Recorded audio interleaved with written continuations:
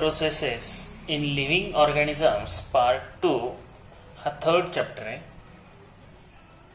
या चॅप्टरमध्ये जाताना सर्वप्रथम रिप्रोडक्शन, प्रजनन, formation of new organisms of same species from earlier existing organism is called reproduction.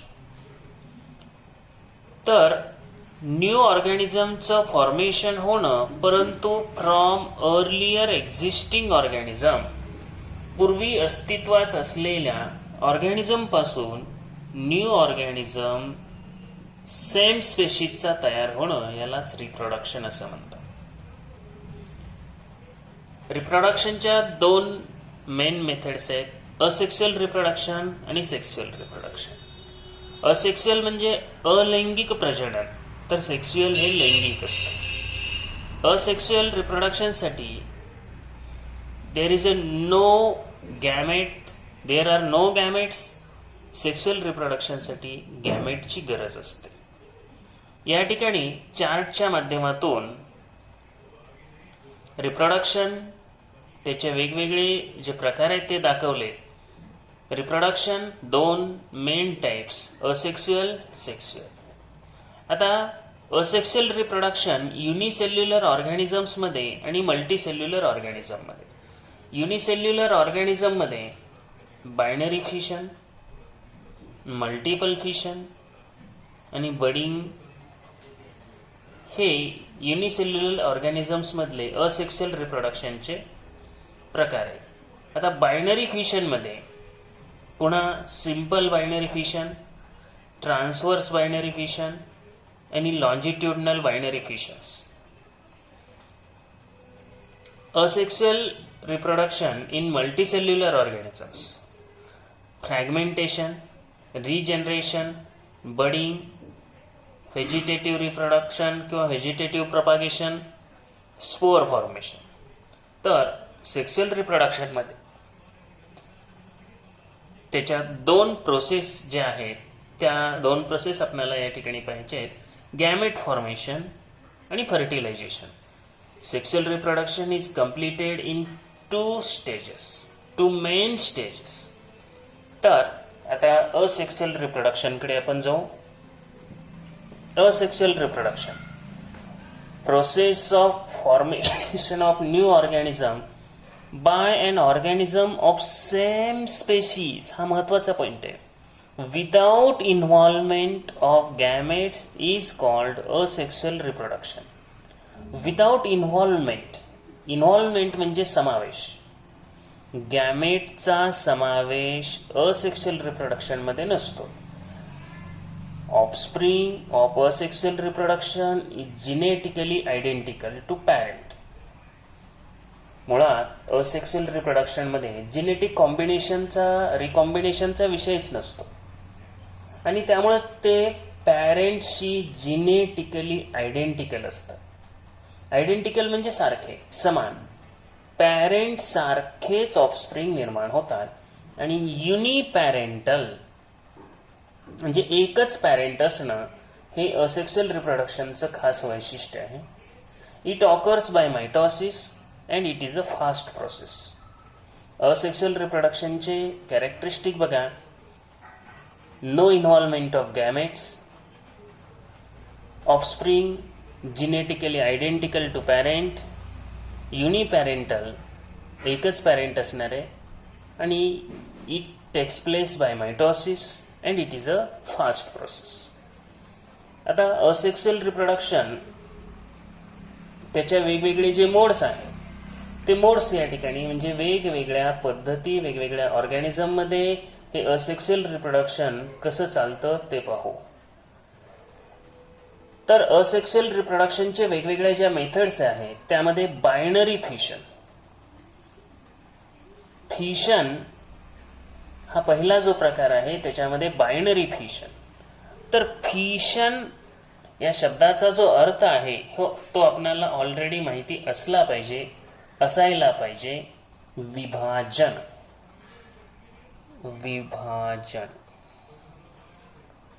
किंवा खंडन. फ्युजन वेगळं आणि फिशन वेगळं.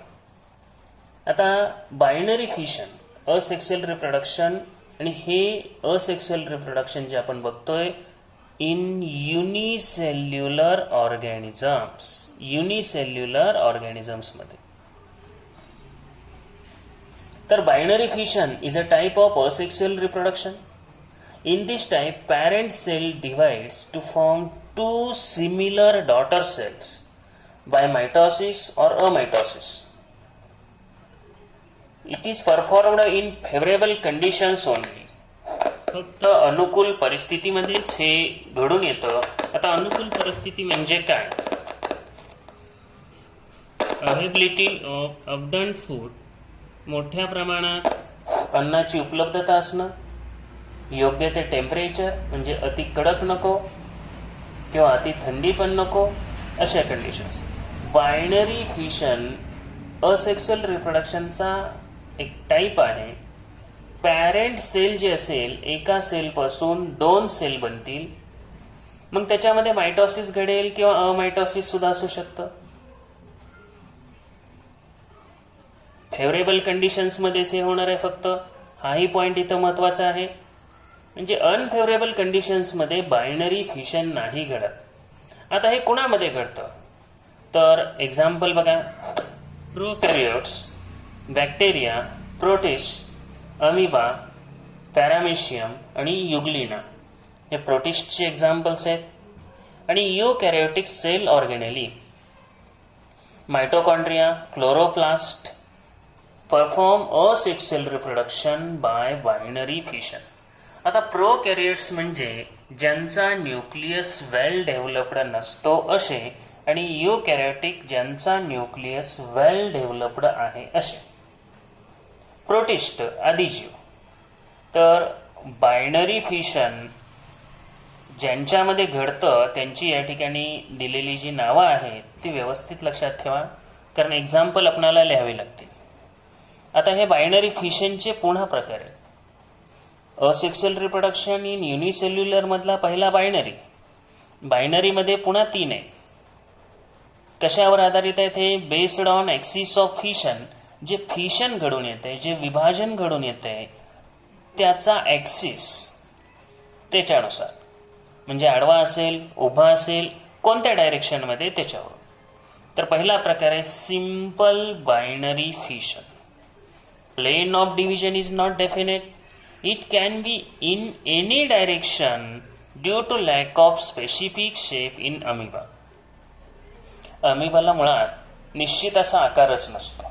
आता निश्चित असा आकार नसल्यामुळे त्याचं जे डिव्हिजन होतं, त्याचा जो प्लेन आहे, ॲक्सिस आहे, हा काही डेफिनेट नाही एनी डिरेक्शनमध्ये, आणि त्यामुळं या फिशनला सिंपल बायनरी फिशन असं म्हणतात. म्हणजेच ॲक्सिस हा प्लेन ऑफ डिव्हिजन हे डेफिनेट नाही. सिंपल बायनरी फिशनमध्ये हे डिव्हिजन स्पेसिफिक नाही. आता या प्रत्येकामध्ये पाठीमागे जसं आपण पाहिलं होतं मायटॉसिस मिओसिसमध्ये, त्यात जसं कॅरिओकायनेसिस होतं, सायटोकायनेसिस होतं, तशा सगळ्या ज्या प्रोसेस आहेत त्या होतात. आधी कॅरिओकायनेसिस घडतं, त्यानंतर सायटोकायनेसिस घडतं. हे डेफिनेटली त्याच पद्धतीनं त्याच प्रमाणे घडणार. तर दुसरा प्रकार पाहू आपण आता.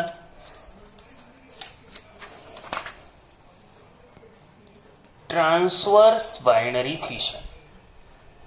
when fission occurs across the horizontal plane. आता हे हॉरिझॉन्टली आहे, ट्रान्सवर्स प्लेन आहे, तेव्हा ट्रान्सवर्स बायनरी फिशन घडतं.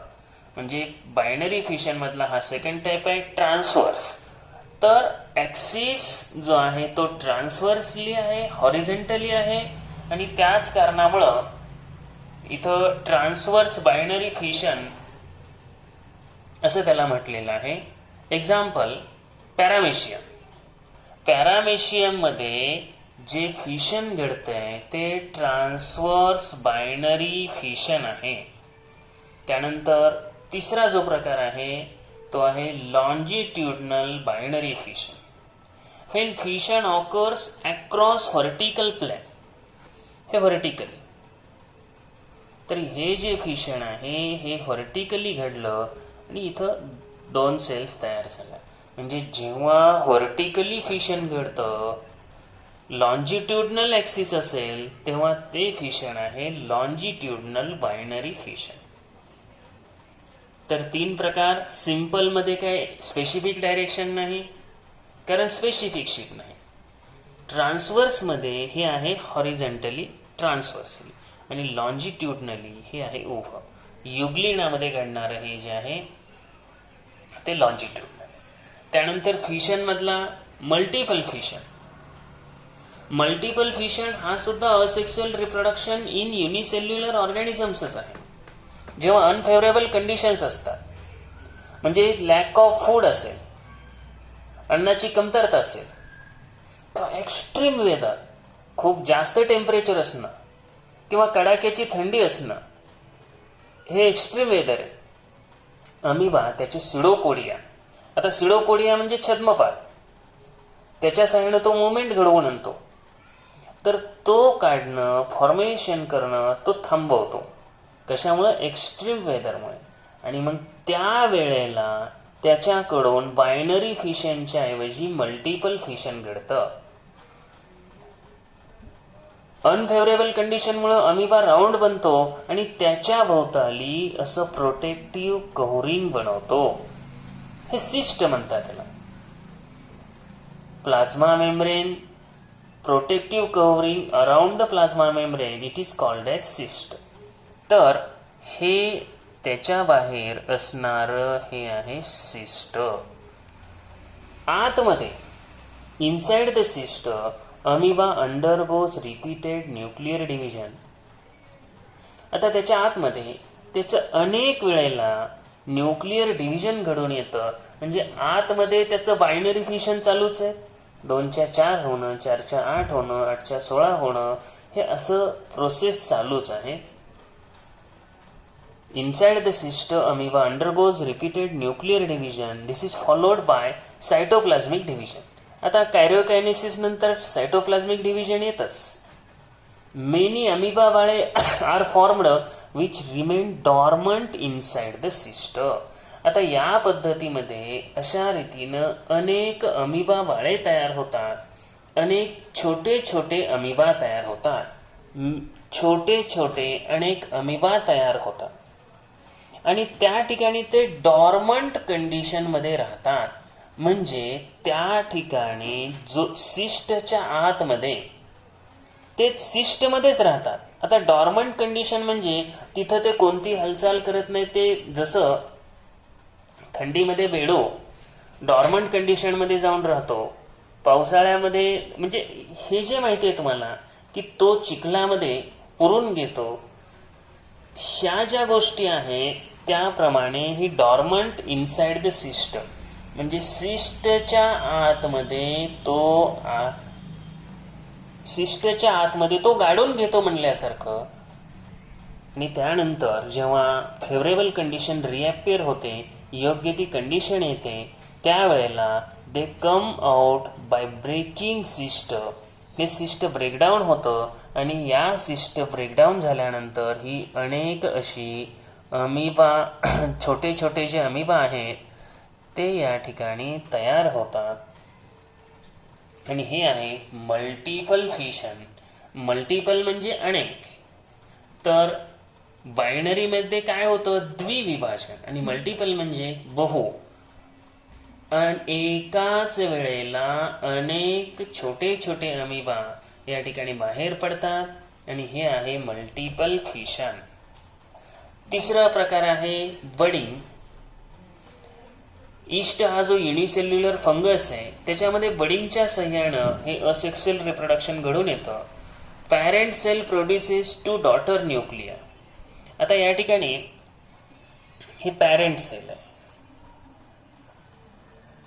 या पॅरेंट, आता ईस्टच्या बाबत हे दाखवलेलं आहे. पॅरेंट सेल पासून 2 डॉटर न्यूक्लिया तयार होण्याची ही प्रोसेस आहे. आता हा भाग इलॉंगेट झाला आणि त्याच्यामध्ये सायटोप्लाझम जे बाकीचं मटेरियल आहे ते आपोआप चाललेलं आहे. आणि इथं 2 ॲक्च्युली सेपरेट होण्याच्या शेवटच्या टप्प्यातल्या सेल्स तयार झालेल्या आहेत. इथं जे स्मॉल बल्ज आलता, छोटीशी आउटग्रोथ आलते, ती आउटग्रोथ आलेली ती आता वाढत चालली आणि वाढत जाऊन जाऊन जाऊन त्या ठिकाणी एक वेळ अशी येते की याच्यामध्ये सगळं मटेरियल जातं. सायटोप्लाझम जाणार आहे, न्यूक्लिअर मटेरियल या ठिकाणी जे आहेत. आता हे सगळे युनिसेल्युलर आहेत, ह्यांच्यामध्ये काय फार विकसित अशातला कुठलाही प्रकार नाही. मायटॉटिक डिव्हिजनमधून हे स्मॉल बल्जिंग तयार करतात पॅरेंट सेलवर आणि पॅरेंट सेलपासून इथं ही डॉटर ईस्ट तयार झाला. One daughter nucleus enters the bud, हे एंटर होते. After sufficient growth bud separates from the parent cell, parent सेलपासून ती सेपरेट होते and starts to live independent life as new yeast cell, आणि new yeast cell म्हणून ते जगणं सुरू करतात. यानंतरच्या भागामध्ये asexual reproduction but multicellular मध्ये आहे. मुलांनो, आज आपण asexual reproduction in multicellular organisms पाहू. युनिसेल्युलर मधल्या प्रकारांपेक्षा मल्टीसेल्युलर मध्ये फरक आहे. पहिला प्रकार आहे फ्रॅगमेंटेशन. आता फ्रॅगमेंटेशन म्हणजे काय, तर या ठिकाणी पॅरेंट जो फ्रॅगमेंट असणार आहे त्याचे डिफरंट फ्रॅगमेंट्स बनणार आहे. एकापेक्षा जास्त त्याचे तुकडे होणे यालाच आपण फ्रॅगमेंटेशन म्हणतो. Fragmentation is a asexual reproduction in multicellular organisms. Multicellular organisms मध्ये हा असेक्सुअल रिप्रोडक्शनचा प्रकार आहे. असेक्सुअल रिप्रोडक्शन हा पॉइंट या ठिकाणी आपल्याला आलाच पाहिजे. फ्रॅगमेंटेशन हा asexual reproduction in multicellular. In this type of reproduction, the body of parent organism breaks up into many fragments. आता याच्यामध्ये काय होतं, हा पॅरेंट स्पायरोगॅरा दाखवले, त्याच्यापासून इथं 2 डॉटर फ्रॅगमेंट बनले. 2 हे दिसायला व्यवस्थित दिसावं म्हणून दाखवले. ते 2च बनतात असं नाही, अनेक बनवू शकतात. आणि तयार झालेला प्रत्येक फ्रॅगमेंट जो आहे तो इंडिपेंडंट लाईफ लगेच जगायला सुरुवात करतो. म्हणजे जेवढे तुकडे होतील तेवढे तुकडे हे सेपरेट इंडिव्हिज्युअल लाईफ जगायला सुरुवात करतात. आता हे कुणामध्ये आढळतं, तर साधारणपणे अल्गी म्हणजेच या ठिकाणी शेवाळ, स्पायरोगायरा, त्यानंतर स्पंजेस लाईक सायकॉन. तर स्पंजमध्ये सायकॉन हा एक ॲनिमल आहे. Fragmentation mostly algae like spirogyra and sponges like sycon यांच्यामध्ये आढळतं. तसं पाहिलं तर स्टारफिशमध्ये सुद्धा हे आढळतं.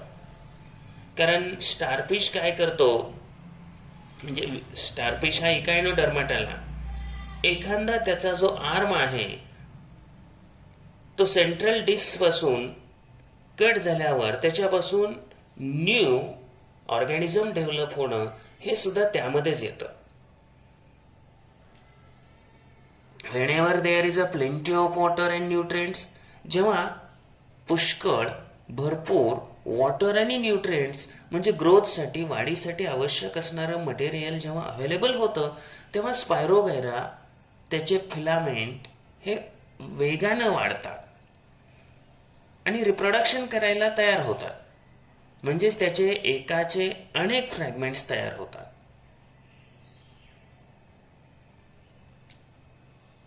break up into many smaller fragments and each fragment starts to live independently, स्वतंत्रपणे, as a new spirogyra fiber. तर न्यू स्पायरोगायरा फायबर म्हणून तंतू फ्रॅगमेंट म्हणून ते जीवन चालू करतात. इफ द सायकॉन बॉडी ब्रेक, आता सायकॉन त्याची सुद्धा बॉडी जर ब्रेकअप झाली ॲक्सिडेंटली, तर ईच फ्रॅगमेंट हा न्यू सायकॉन म्हणून लाईफ जगू लागतो. बघा, म्हणजे एक शरीराचा एखादा भाग जर कट झाला तर तो ऑर्गॅनिझम न्यू लाईफ जगू लागतो, तो होल बॉडी त्याची डेव्हलप होते आणि यालाच म्हणायचं आहे फ्रॅगमेंटेशन. त्यानंतर दुसरा जो प्रकार आहे तो आहे रिजनरेशन. आता रिजनरेशन म्हणजे, आता मराठी वरची काही गरज नव्हती, परंतु ज्यांना हे कळत नाही त्यांच्यासाठी पुनर्जन्म. रिजनरेशन मध्ये सुद्धा हा असेक्सुअल रिप्रोडक्शनचा प्रकार आहे, हा पॉइंट टाकायचाच. काही मल्टीसेल्युलर ऑर्गॅनिझम मध्ये रिजनरेशन घडून येतं. फ्रॅगमेंटेशन आणि रिजनरेशन मध्ये काय फरक आहे हे आता बघितल्यावर लक्षात येईलच. रिजनरेशन हा जो प्रकार आहे याच्यामध्ये ऑर्गॅनिझमची बॉडी ब्रेक होते आणि ब्रेक झाल्यानंतर जो प्रत्येक तुकडा आहे त्या प्रत्येक तुकड्यापासून त्याला, आता समजा इथं एक्झाम्पल म्हणून प्लॅनेरिया दाखवलेलं आहे, हे प्लॅनेरियाचं एक्झाम्पल आहे. आता या ठिकाणी जो प्लॅनेरिया आहे त्याची बॉडी ब्रेक झालेली आहे, तर या प्रत्येक तुकड्यापासून इथं याचे 3 पार्ट झाले. तर हा जो लोअर पार्ट आहे त्याला हा सगळा अप्पर पार्ट तयार झाला आहे. म्हणजे इथं तुमच्या एक गोष्ट ध्यानात आली पाहिजे, जेवढे पार्ट झाले, आता हा जो इथं टोटल ऑर्गॅनिझम डेव्हलप झाला, कारण हा वरचा पार्ट आहे, ह्या वरच्या पार्टला पुन्हा हा बॉटमचा जो पार्ट आहे, मिडलचा पार्ट आहे, तो सगळा डेव्हलप झाला. म्हणजे तो जो फ्रॅगमेंट झालता त्या फ्रॅगमेंटला टोटल ऑर्गॅनिझम डेव्हलप होतो, होल बॉडी डेव्हलप होते. रिमेनिंग जो पार्ट होता, तुटलेल्या भागाचा जो भाग निघून गेला होता, तो सगळा भाग या ठिकाणी पुन्हा एकदा तयार होतो आणि ती प्रोसेस आहे रिजनरेशन. आता एक्झाम्पल म्हणून आपल्याला प्लॅनेरिया दिले. Planaria breaks up its body into 2 parts. प्लॅनेरियाचे या ठिकाणी 2 पार्ट्स झाले. तर 2 पार्ट्स झाल्यावर या ठिकाणी हा टॉपचा आहे आणि हा बॉटमचा आहे. ह्या टॉपच्या पार्ट पासून हा टोटल प्लॅनेरिया तयार झाला, बॉटम पासून हा टोटल प्लॅनेरिया तयार झाला. Each part has ability to develop the lost part. जो पार्ट त्यांनी लॉस्ट केलेला आहे, म्हणजे जो ब्रोकडाऊन झालेला आहे, तो पार्ट ह्या रिजनरेशन प्रोसेसनं तयार होतो आणि प्लॅनेरिया एका प्लॅनेरियापासून अशा रीतीनं 2 प्लॅनेरिया तयार होतात. In developed animals like wall lizard, the process of regeneration is used to restore the lost parts like tail or limbs. म्हणजे wall lizard पालीमध्ये ज्या वेळेला त्यांच्या टेलचा किंवा लिम्बचा एखादा पार्ट तुटतो, तर हे ऑर्गॅनिझम सुद्धा त्यांचा तुटलेला पार्ट पुन्हा बनवू शकतात. पण हे लिमिटेड रिजनरेशन आहे, कारण तुटलेल्या पायाला पुन्हा होल बॉडी निर्माण होत नाही. किंवा शेपूट तुटलं, त्याला ते शेपूट पुन्हा येतं, पण असं होत नाही शेपटाला दुसरा म्हणजे होल बॉडी तयार होत नाही, दुसरी पाल तयार होत नाही. त्यामुळे याला लिमिटेड रिजनरेशन असं म्हटलेलं आहे. रिजनरेशन सर्टन कंडिशन मध्ये हे घडून येतं. आता यामध्ये जो महत्वाचा भाग लक्षात घेतला पाहिजे की जेवढे या ठिकाणी तुकडे तयार होत आहेत, त्या तुकड्यापासून तो टोटल ऑर्गॅनिझम डेव्हलप होतोय. एक्झाम्पल म्हणून आपल्याला रिजनरेशन मध्ये प्लॅनेरिया दिलेला आहे. त्यानंतर तिसरा प्रकार आहे बडिंग. युनिसेल्युलर मध्ये आपण बडिंग पाहिलं होतं, ते ईस्ट मधलं बडिंग होतं. या ठिकाणी आपण मल्टीसेल्युलरमध्ये बडिंगमध्ये आलो. तर मल्टीसेल्युलर ऑर्गॅनिझममध्ये हा असेक्शुअल रिप्रोडक्शनचा प्रकार आहे. हे पुन्हा एकदा लक्षात आणून देतोय.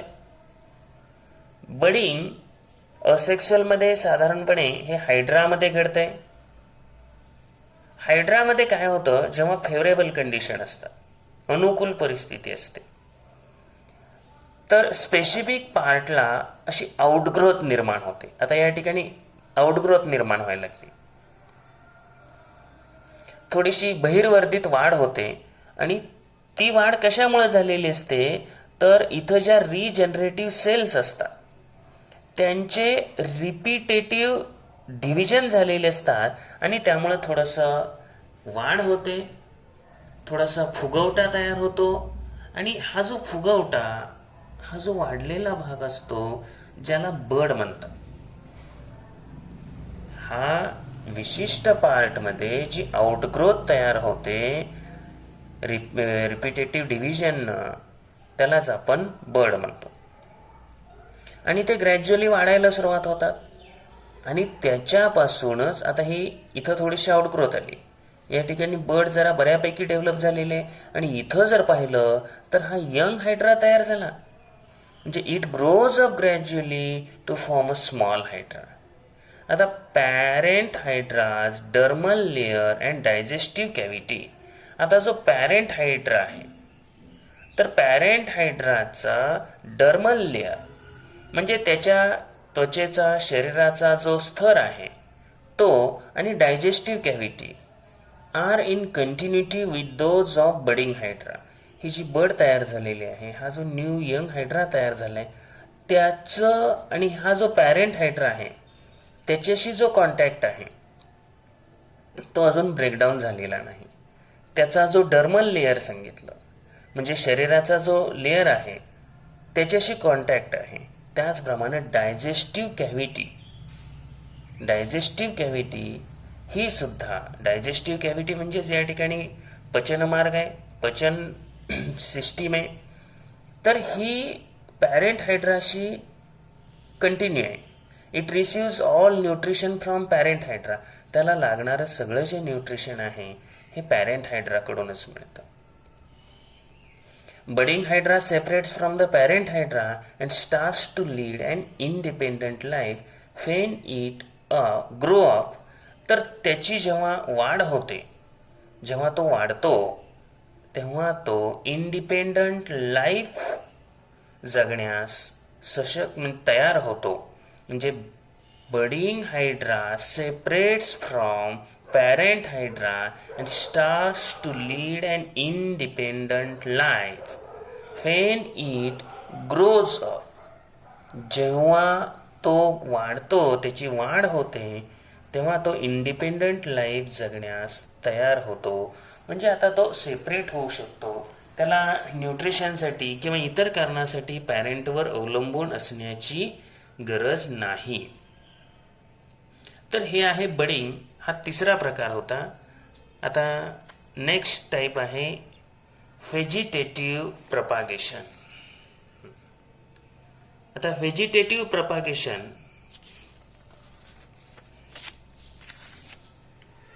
तर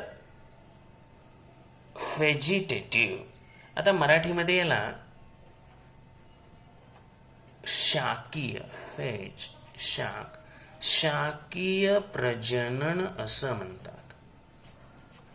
व्हेजिटेटिव्ह जे पार्ट्स आहेत, रूट असेल, स्टेम असेल, लीप असेल, बड असेल, त्यापासून हे रिप्रोडक्शन होतं आणि त्यामुळे त्याला व्हेजिटेटिव्ह रिप्रोडक्शन असं म्हटलं जातं. रूट, स्टेम, लीफ, बड हे व्हेजिटेटिव्ह पार्ट्स आहेत. हा सगळ्यात इथं महत्त्वाचा पॉईंट आहे. आता यांच्यापासून होणारं जे व्हेजिटेटिव्ह रिप्रोडक्शन आहे ते पाहू आपण की कोणकोणत्या ह्याच्यामध्ये कसं होतं. पहिलं, फ्रॉम मॉडिफाईड रूट्स. जे मॉडिफाईड रूट आहेत त्यांच्यापासून होणारं vegetative reproduction. Carrot, beetroot, radish ही रूट्स आहेत आणि हे व्हेजिटेटिव्ह प्रपागेशनचं काम करतात. म्हणजे या ठिकाणी हे जे रूट्स आहेत त्यांचं रिप्रोडक्शन मुळांपासून होतं. या वनस्पतीमध्ये जे रिप्रोडक्शन घडून येणार आहे हे रूटच्या सहाय्यानं. कॅरट असेल, बीटरूट असेल किंवा रॅडिश असेल. तर सेकंड टाईप आहे from eyes on stem. Stem म्हणजे खोड, खोडावर असणारे जे बड आहेत, जे मुकुल आहे, त्यांच्यापासून होणारं रिप्रोडक्शन. आता एक्झाम्पल म्हणून पटेटो, सुरण and other tubers propagate with the help of eyes which are buds. आता बटाट्यावर जे छोटे छोटे बर्ड्स असतात त्याच्यापासून त्याचं बडिंग, त्या बर्डपासून त्याच्या डेव्हलपमेंट जे होतं ते तुम्हाला घरीसुद्धा पाहिलं असेल. जेव्हा बटाटे घरी आणून ठेवले जातात आणि काही दिवस राहिल्यानंतर त्याला कोंब येऊ लागतात.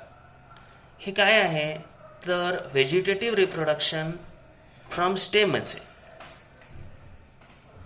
हे जे त्याच्यावर आईज आहेत, ह्या आईजपासून न्यू स्टेम ट्यूबर्स डेव्हलप होतात.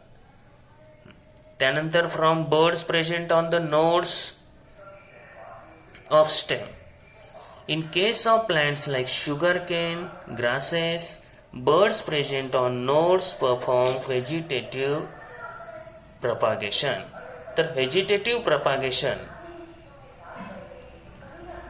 nodes on stem. आपण बर्ड बघितल्या स्टेमवरच्या, म्हणजे स्टेमवर जे छोट्या छोट्या बर्ड होत्या, छोटे छोटे जे मुकुल होते त्याच्यापासून. आता नोड्स ऑन स्टेम, तर नोड्स ऑन स्टेम मध्ये जर आपण या ठिकाणी पाहिलं, हा ऊसाचा कांडा आहे, तर या ठिकाणी बड असतात. मग त्यांच्यापासून किंवा गवत जर बघितलं तर त्या गवताचे असे छोटे छोटे नोड, इंटरनोड त्याच्यावर असतात. तर त्या ठिकाणी छोट्या छोट्या बड असतात आणि त्या बडपासून त्याचं रिप्रोडक्शन घडून येतं from birds on leaf margin. आता लीफ मार्जिन जे पर्णकडा आहेत त्यांच्यावर जे बर्ड्स असतात त्यांच्यापासून सुद्धा रिप्रोडक्शन होतं. ब्रायोफायलम, पानफुटी, हे या पद्धतीचं रिप्रोडक्शन घडवून आणते. आता या ठिकाणी तुम्हाला दाखवलेले आहे हे घडून येणारं जे रिप्रोडक्शन आहे.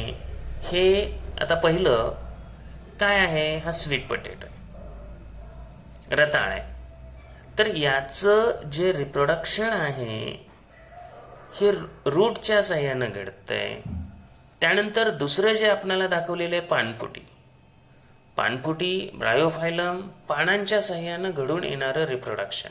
हे जे लीफ मार्जिन आहे, या मार्जिनवर त्यांच्या बड आहेत आणि ह्या बड ग्रो होतात आणि त्याच्यापासून न्यू ब्रायोफायलम डेव्हलप होते. आपल्याकडं पानफुटी आयुर्वेदिक म्हणून लावली जाते. त्याचा वापर युरिन स्टोनमध्ये वगैरे मोठ्या प्रमाणात आपल्याकडे करतात. त्यामुळे ही वनस्पती तुम्हाला माहिती आहे. त्यानंतर स्वीट पोटॅटो तर माहितीच आहे. आणि या ठिकाणी थर्ड जे पिक्चर आहे याच्यामध्ये स्टेम, रताळ जसं आपण बघितलं होतं रूटपासून, तसं पोटॅटो हा त्याच्या स्टेमपासून रिप्रोडक्शन घडवून आणतो हे दाखवलेलं आहे. तर vegetative reproduction from modified roots, stem, leaf हे या ठिकाणी पाहिलेले. स्टेममध्ये दोन प्रकार आपण घेतलेत, eyes on stem, nodes of the buds on the nodes of the stem. तर आईज ऑन द स्टेम त्याच्यामध्ये पोटॅटो आणि सुरण घेतलंय. तर buds on the nodes of स्टेममध्ये शुगरकेन आणि वेगवेगळी गवतं आहेत, ग्रास आहेत, तो भाग येतो. त्यानंतर असेक्सुअल रिप्रोडक्शनमध्ये जो शेवटचा प्रकार आहे, asexual reproduction in multicellular organisms, तर स्पोअर फॉर्मेशन. आता स्पोअर फॉर्मेशन म्हणजेच बीजाणू. आता बीजाणूची जी निर्मिती आहे, स्पोअर फॉर्मेशन, बीजाणू निर्मिती. Organisms producing by spore formation is mucor fungus. तर या पद्धतीमध्ये जे ऑर्गॅनिझम्स आहेत, म्युकर नावाचं जे कवक आहे, जे फंगस आहे, जे बुरशीमधला हा जो प्रकार आहे, ते स्पोर फॉर्मेशननं त्याचं रिप्रोडक्शन घडवून आणतो.